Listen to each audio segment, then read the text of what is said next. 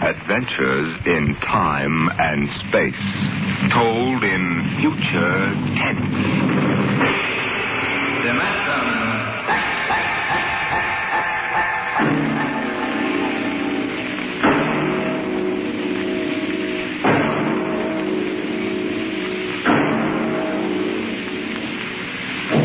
Can you predict the future?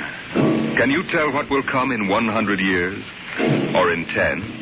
Or in the next minute?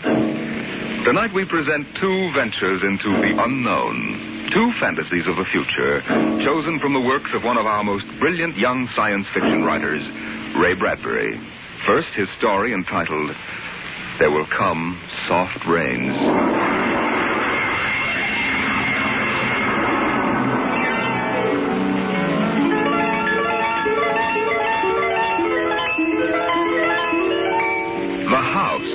Was a good house, planned and built to be lived in the year 1980. The real estate agent had told them all about it. Now, this is the bedroom. Of course, it contains all the latest devices, self-warming blankets, and there's a brand new feature. Beds, which make themselves. Now, if you just step this way through the library, we can see the latest in talking book recorders, self-building fireplace, self-cleaning robot dust disposal. Oh, these little mouse-like things come out of the wall and take away all the dirt. Now, over this way. As a complete robot kitchen, of course. Just set the menu for the week and the stove does the rest. Then there's the automatic hydroponic garden, self-sprinkling fire protection. See, the house is fully automatic. Why, you could go away for a year and it would run itself.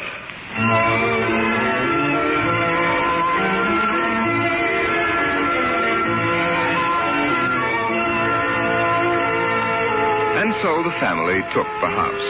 The man and the woman and the two children. A boy and a girl.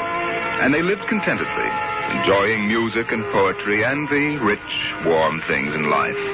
And the house fed them and slept them and entertained them. It made a good life for them. Until one day, there were 10,000 explosions, and the world shook, and red fire and ashes and radioactivity fell from the sky. The happy time was over.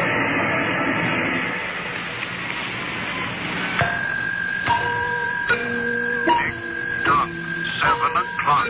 Time to rise. Open your eyes. Tick-tock, 7 o'clock. Time to rise. Open your eyes. But the house lay empty. The clock talked to the empty morning. In the kitchen, the stove sighed and ejected from its warm interior 8 eggs, sunny side up, 12 bacon slices, 2 coffees, and 2 cups of hot cocoa. 7, 9, breakfast time. Come and dine. 7, 9. Today is April 28th, 1985. Today, remember, is Mr. Featherstone's birthday. Insurance, gas, atom heat, and electricity bills are due. In the walls, relays clicked, memory tapes glided under electric eyes. Recorded voices moved beneath steel meters.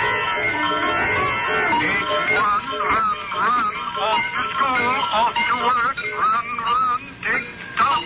8 o'clock. 8 o'clock. But no doors slammed. No carpets took the quick tread of rubber heels. At 8:30, the eggs began to shrivel. An aluminum wedge scraped them into the sink. 9:15, time to clean. 9:15, time to clean. Out of the wall, hundreds of tiny mechanical mice hopped. The rooms were a-crawl with small cleaning animals, all rubber and metal. They sucked up the hidden dust and dirt and popped back into their burrows. At 10 o'clock, the sun came out from behind the rain. The house stood alone on a street where all the other houses were rubble and ashes. At night, the ruined town gave off a radioactive glow which could be seen for miles. At 10:15, the garden sprinkler filled the soft morning air with golden fountains. The water tinkled over the charred west side of the house, the side which had been facing the blast. It was black, except in 5 places. One of the 5 places was a silhouette of a man mowing a lawn, just as he'd been the instant the radioactivity burned his image into the side of the house. Over there, a woman bent to pick flowers. Still further over, their images burned into the wood, where a small boy, hands flung into the air. Higher up, the image of a thrown ball, and opposite, a girl, her hands raised to catch a ball which never came down. 5 people. 5 spots of paint. On the front porch, the dog whined and shivered. The front door recognized the dog's voice and opened. The dog padded in wearily, thin to the bone, covered with sores. It ran to the kitchen and pawed the kitchen door wildly. Behind the door, the stove was making pancakes which filled the house with their odor, as prescribed by the automatic preset menu selector. The dog frothed, ran insanely, spun in a circle, biting its tail, and died. 1 o'clock, 1 o'clock. Delicately sensing decay, the regiments of mice hummed out of the walls, soft as blown leaves, their electric eyes glowing. 1:15. The dog was gone. 2:15. Bridge tables unfolded from the walls of the patio. Playing cards fluttered onto pads. Martinis appeared on an oaken bench. But the tables were silent, the cards untouched. 5 o'clock, 6 o'clock, 7 o'clock, 8 o'clock, 9 o'clock. Dinner was made, ignored, flushed away. Dishes were washed. In the study, the tobacco stand produced a cigar with half an inch of gray ash upon it, smoking, waiting. The hearth fire bloomed out of nothing. 9 o'clock, 9 o'clock. The beds began to warm their hidden circuits, and the phonograph spoke from beside the fireplace. Mrs. McClelland, what poem would you like to hear this evening? Mr. McClelland? Since you express no preference, I shall select at random from among your favorites. Sarah Teasdale. There will come soft rains. There will come soft rains and the smell of the ground, and swallows circling with their shimmering sound, and frogs in the pools singing at night, and wild plum trees in tremulous white. Robins will wear their feathery fire, whistling their whims on a low fence wire, and not one will know of war. Not one will care at last when it is done. Not one would mind, neither bird nor tree, if mankind perished utterly. And spring herself, when she woke at dawn, would scarcely know that we were gone. The phonograph finished the poem. The empty chairs faced each other between the silent walls. At 10 o'clock that evening, the house began to die. The wind blew the bough of a falling tree into the kitchen window, smashing it. A bottle of cleaning fluid crashed on the stove.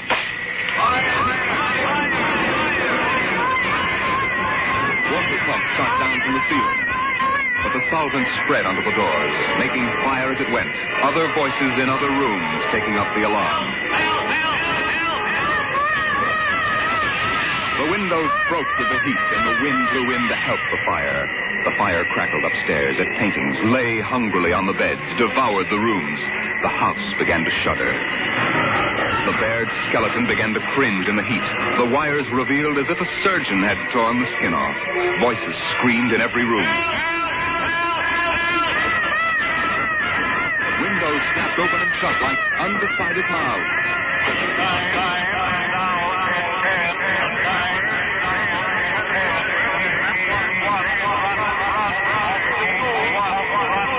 1,000 things were happening at once.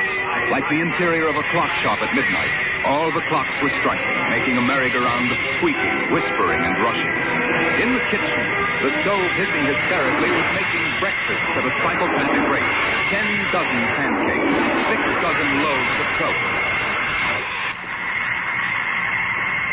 Then, there was silence. The film spools were burned out. The wires withered and the circuits cracked. Then the house began to breathe its last. The beams began to give at the foundations. Long cracks appeared in the concrete. The seams were burst from the heat. And finally, with a huge rumble, it crashed into dust and rubble.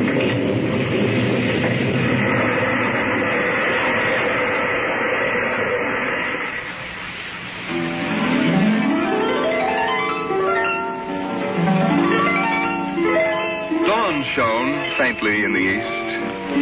In the ruins of the house, only one wall remained standing. And within the wall, even as the sun rose to shine upon the burning rubble, a voice spoke again and again and again. No one would mind, neither bird nor tree, if mankind perished utterly.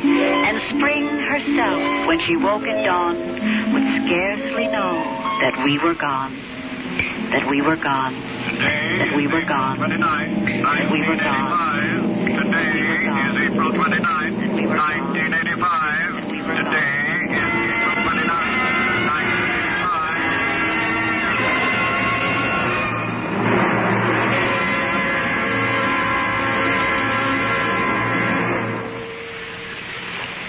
Strange are the uses of Providence.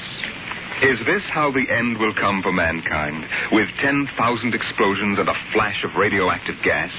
Or will destruction come more subtly, extended to us gently and innocently in, let's say, the hand of a child?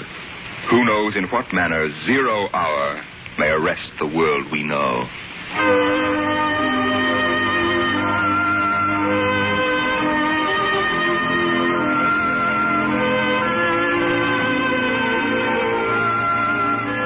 It was a perfect summer day in the year 1985. The streets were lined with green, peaceful trees. Businessmen sat in their quiet offices, taping their voices or watching televisors. Rockets hovered like darning needles in the blue sky. There was the universal quiet conceit and easiness of men accustomed to peace, quite certain that there would never be war or trouble again. There were no traitors among men, no unhappy ones, no disgruntled ones. The world was upon stable ground. Sunlight illumined the suburbs, and the town drowsed on a tide of warm, sunlit air. On the lawns, the children played, catapulting this way and that across the green grass, shouting at each other, holding hands, flying in circles, climbing trees, and laughing. And in the homes, busy mothers prepared for the evening arrival of their husbands. Good heavens, Meg, what's all the excitement? We're playing a game, Mommy. The most exciting game ever. What are you doing in that cabinet? I need some tools from Daddy's kit. Your father may not Oh, like. I'll take good care of them, Mom. I promise. Very well. Don't you lose anything. Oh, thank you, Mom. You want a glass of milk? Can't start now, Mom. What's the name of the game, Mink? Invasion. Invasion. What will they think of next?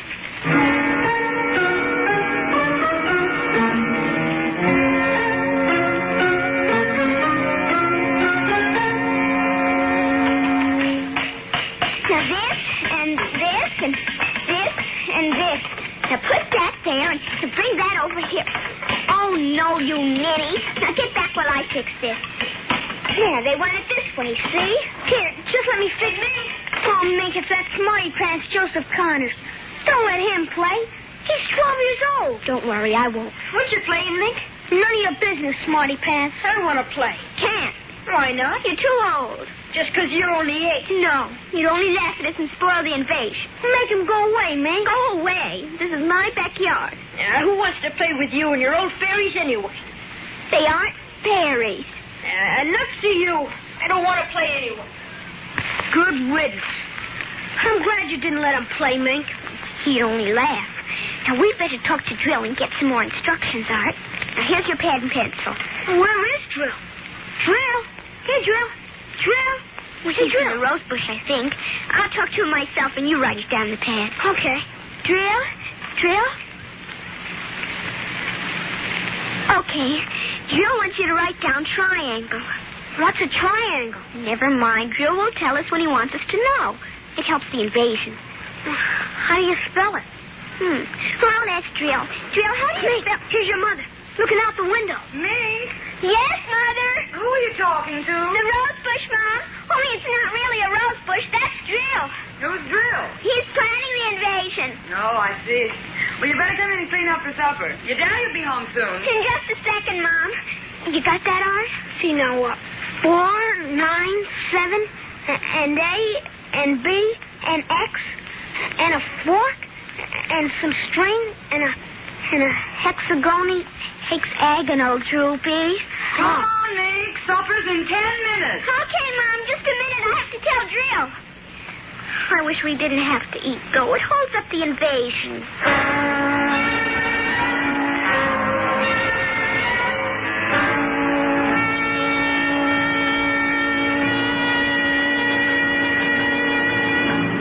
Nick, for heaven's sake, slow down. You'll choke on that soup. I can't, Mom. It's a matter of life and death. What's a matter of life and death? The invasion.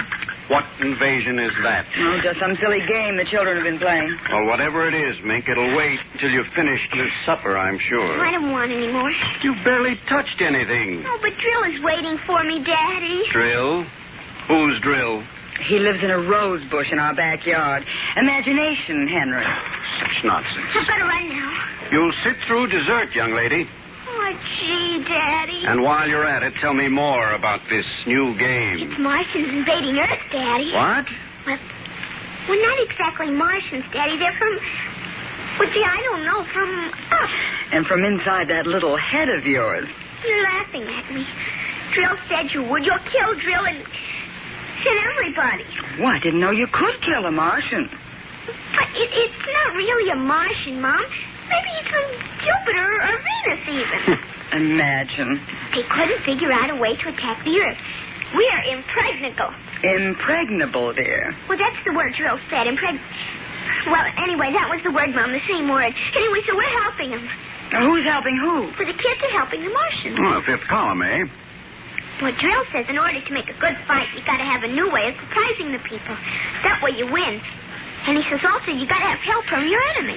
Pretty slick, those Martians, using the kids for a fifth column, eh, Mary? And hiding under rose bushes, too, Henry. Don't forget that. Well, that's because grown-ups never look under rose bushes.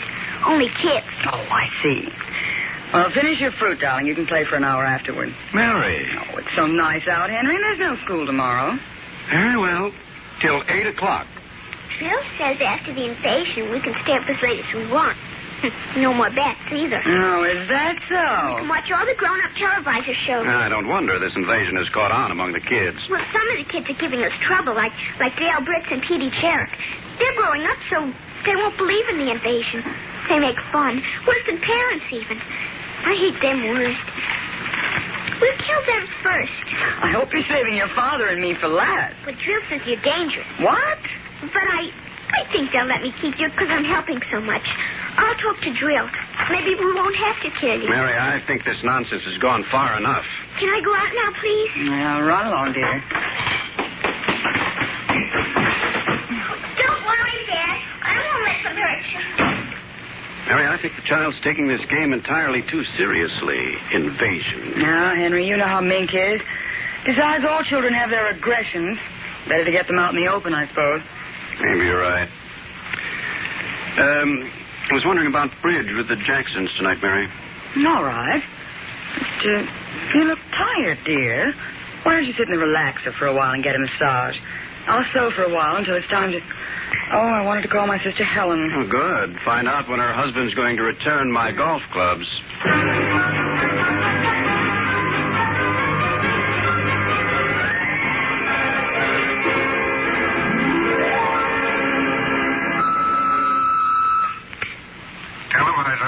Would you please connect me with Mrs. Helen Rogerson on Channel 7-2Z, Pittsburgh, Pennsylvania.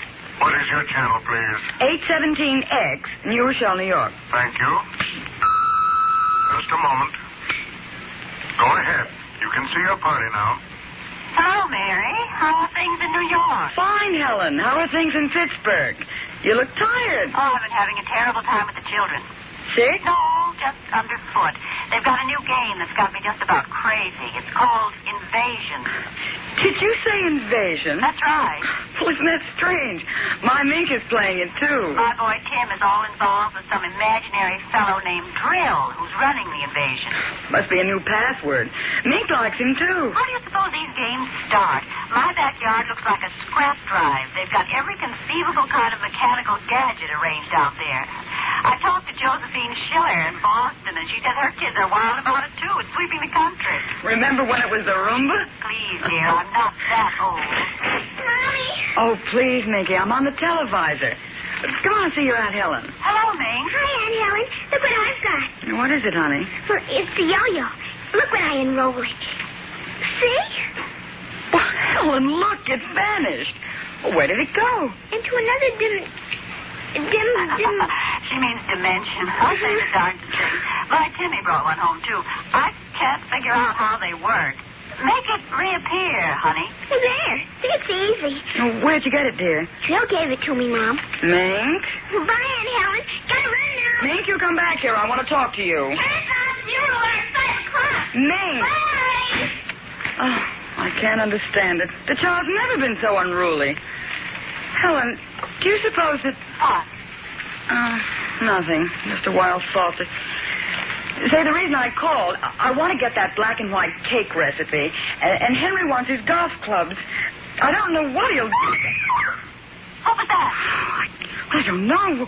One of the children must have been hurt. I'll have to run and see. Call me back tonight, will you? All right, Mary. Bye. Mink, come here. Yes, Mom. What is it? Who screamed? Peggy Ann. All right, what happened? Well, she got scared and went home. Did you hit her? No, she just got scared. She's a scare baby anyway. We won't let her play anymore. She's getting too old. Now, Mink, tell me why she cried. No, I can't. Mink, you'll answer me this instant or come inside. I've had enough of this nonsense. Gee, I can't quit now, Mom. It's almost 0 hour.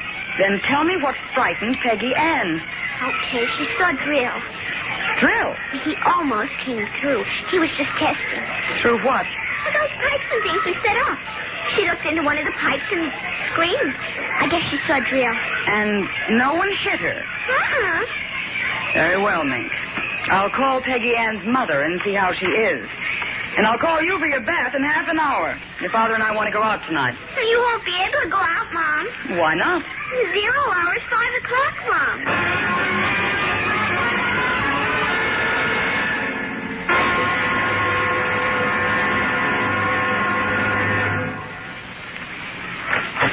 Hello, dear. Oh, you home already, Henry? Yes, I thought I'd relax a little before we went to theater. Where's the little one? Out back. Same game. Same game. They've got a stack of pipes and hammers and spoons a mile high out there. Children, why do we have them? Yeah, strange little creatures, aren't they? Even Mink, Henry. She's a part of us, and yet what do we really know about how she thinks and feels? I didn't mean to start a philosophic discussion.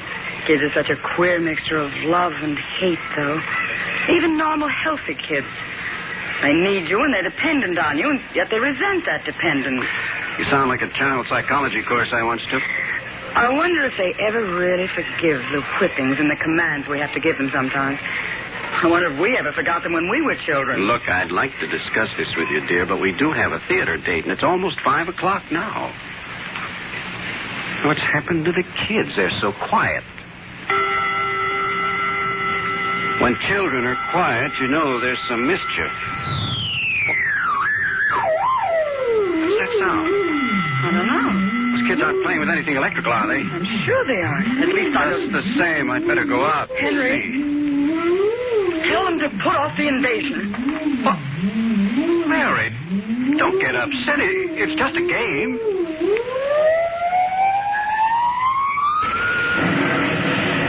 Good Lord, what's that? Look out the window, Mary.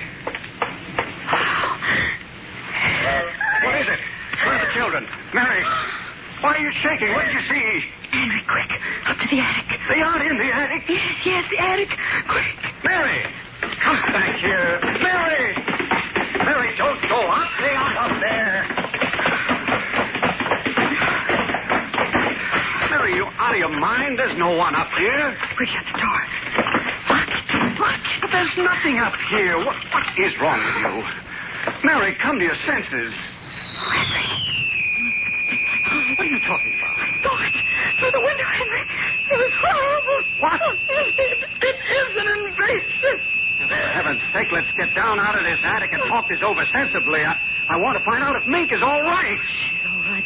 I saw her. She was leading them around the corner of the house. Leading who? The kid? It's nothing. Oh, listen. Listen. Huh? The front door. They're coming. Good Lord, those kids sound like 50 men with boots on. No, not men. Oh, please, God, don't let them find us. Don't let them, please, God. I don't understand. Who's there? Who's down there? I demand that you answer me. They're coming.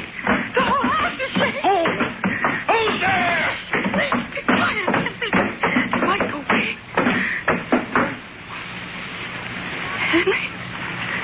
Henry? Mom? Dad? Are you in the attic? Henry, listen. It's me. Hey, we've got to save her. Henry, you don't understand. She's leading them. What? She's leading them. She's on their side. Oh, please, God, forgive them. The children on their side? Oh, she told us, but we wouldn't believe her. Henry, they're coming out.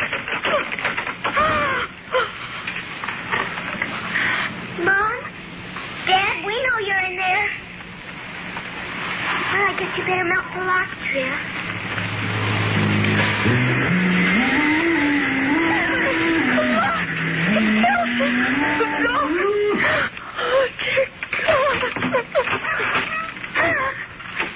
Mom? Dad? Oh, I see you now.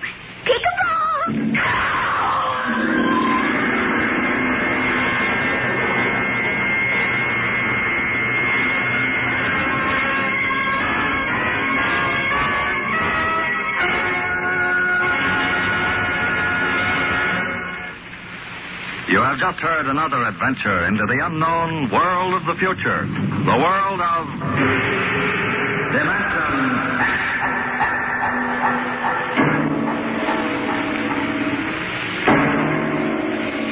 Next week, Destination Moon. A preview of the movie which is soon to have its world premiere in New York, telling the Robert Heinlein story of man's first trip to the moon. Tonight's adventures in Dimension X. There Will Come Soft Rain and 0 Hour were written by Ray Bradbury and adapted for radio by George Leffert. Featured in the first story as narrator was your host, Norman Rose. The leading players in 0 Hour were Denise Alexander as Mink and Rita Lynn as the mother, Roger DeKoven as the father. Music by Albert Berman. Engineer Don Abbott. Dimension X is produced by Van Woodward and directed by Edward King. Robert Warren speaking.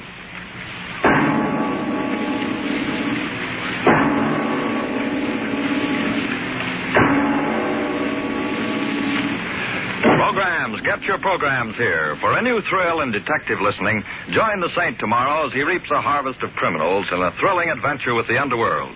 Make the Saint a Sunday listening habit and keep tuned thereafter for adventures of the greatest detective of them all, Sam Spade. Tomorrow, hear High Adventure, Now Truth or Consequences on NBC.